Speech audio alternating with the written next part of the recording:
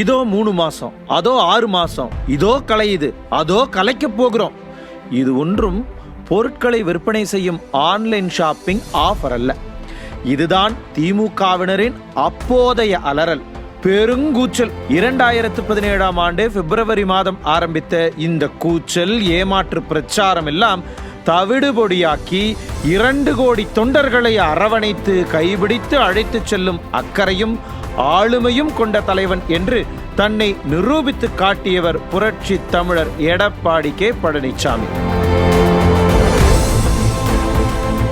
2017 ஆண்டு முதலமைச்சர் அரியணையில் அமரும் போது யாருமே நினைத்து பார்த்திருக்க மாட்டார்கள், இவர்தான் அதிமுகவின் அடுத்த அத்தியாயத்தை எழுதப் போகும் சரித்திர நாயகன் என்று. ஆனால் இப்படிப்பட்ட விமர்சனங்களை எல்லாம் வாரி சுருட்டி விரித்து போட்டு அதன் மீது வீறு நடை, வெற்றி நடை போட்டுக் கொண்டிருக்கிறார் எடப்பாடியார்.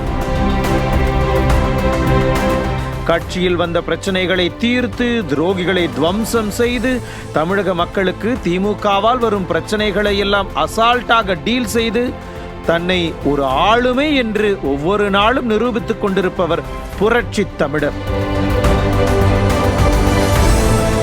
எப்படி நடந்தது இது எல்லாம்? கனவிலும் நினைக்காத பல விஷயங்களையும் நிகழ்த்தி காட்டியது யார்? KGF படத்தில் வருவது போல யாருமே எதிர்பார்க்காத வகையில் அந்த கதாநாயகன் அப்போதுதான் இன்ட்ரோ ஆகிறார்.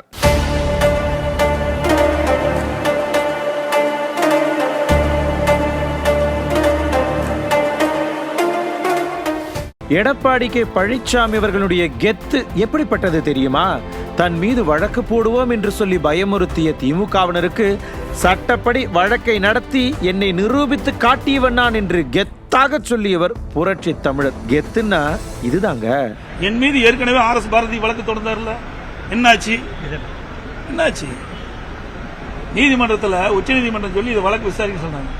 உயர் நீதிமன்றத்தில் நான் வழக்கு வாபஸ் வாங்கன்னு சொன்னார். வழக்கு நடத்துறேன்னு சொன்னேன், வழக்கு நான் நடத்துவேன்னு சொன்னேன். அப்ப நீதியரசர் சொன்னார், வழக்கு போட்டவரே வழக்கு வாபஸ் பண்ண சொன்ன, ஏன் நீங்க மாட்டேங்க? இல்ல, நான் நடத்துறேன், நான் நிரபராதி நிரூபிக்கிறேன், நிரூபிச்சு காட்டினேன். உச்ச நீதிமன்றம் வரை போய் நிரூபிச்சு காட்டினேன். இவர்கள் ஒருத்தரா சொல்லுங்க பார்க்கலாம். கிடையாது. எதிரிகளுக்கு மட்டுமில்லை, துரோகிகளுக்கும் சிம்ம சொப்பனமாக இருந்து கொண்டிருப்பவர் புரட்சி தமிழர்.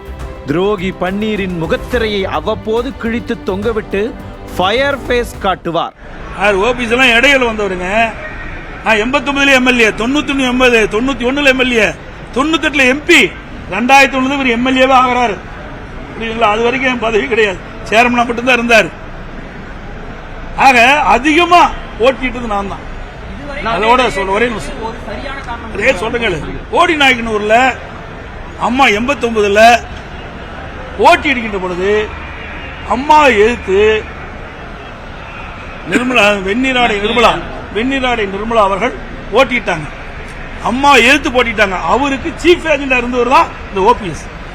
இவர்தான் அம்மாவுக்கு விசுவாசமா. சொல்லு, நான் தைரியமா சொல்றேன், சொல்லு. அப்படி இருந்தா திமுக விடுவானுங்களா? சொல்லு பார்க்கலாம். திமுக பி டீம் அப்படித்தான் சொல்லுவாங்க, வேற வழியே கிடையாது. இவரு ஜெயிலுக்கு போறது உறுதியாயிட்டது. மற்றவங்க எல்லாம் குறை சொல்லிட்டு இருக்காரு. சொல்லையா, என்ன ரகசியம் சொல்லையா, உனக்கு தான் தெரியுது, சொல்லு, மக்கள் தெரிஞ்சுக்கிட்டாங்க. இதெல்லாம் அதாவது சொல்லுவாங்க கிராமத்துல, எறும்பு ஏராப்பழம் ஓட்டுன்னு சொல்லுவாங்க. அப்படி கேட்கறவன் இருந்தா எறும்பு ஏராப்பழம் ஓட்டுன்னு சொல்லுவாங்க. அது மாதிரி இதெல்லாம் பத்திரிகை ஊடகம் உங்களுக்கு தெரியாதா? சென்னையில் வெள்ளம் வந்தபோது ஸ்டாலின் எப்படி செயல்பட்டார் என்பதை போனே போகல. அப்புறம் இவர் மட்டும் எப்படி, யார்கிட்ட போன்ல பேசினாரு என்று தனக்கே உரிய பாணியில் விளாசி தள்ளினார் எடப்பாடியார். பிரச்சார களத்தில் வீடியோ ஆதாரங்களோடு திமுகவையும் ஸ்டாலினையும் உதயநிதியையும் கிழித்து தொங்கவிட்டவர் எடப்பாடியார். அதனால்தான் தேர்தல் களமே அதிமுகவுக்கு சாதகமாக மாறியிருக்கிறது சமீபத்தில். இப்படி தனக்கே உரிய பாணியில் ஜாலியாக, வெள்ளந்தியாக, எளிய மக்களும் எளிதில் அணுகும்படி மக்கள் நலனை மட்டுமே கருத்தில் கொண்டு அரசியல் செய்வதால்தான் 2 கோடிக்கும் அதிகமான தொண்டர்களால் தலைவராக ஏற்றுக்கொள்ளப்பட்டிருக்கிறார். கிளைக்கழக செயலாளர் டு பொதுச் செயலாளர் என்ற பயணத்திலும் சரி, எதிர்க்கட்சி தலைவர் டு புரட்சி தமிழர் என்ற பயணத்திலும் சரி, அவர் கடந்து வந்தது மலர்பாதை அல்ல, முள் பாதை.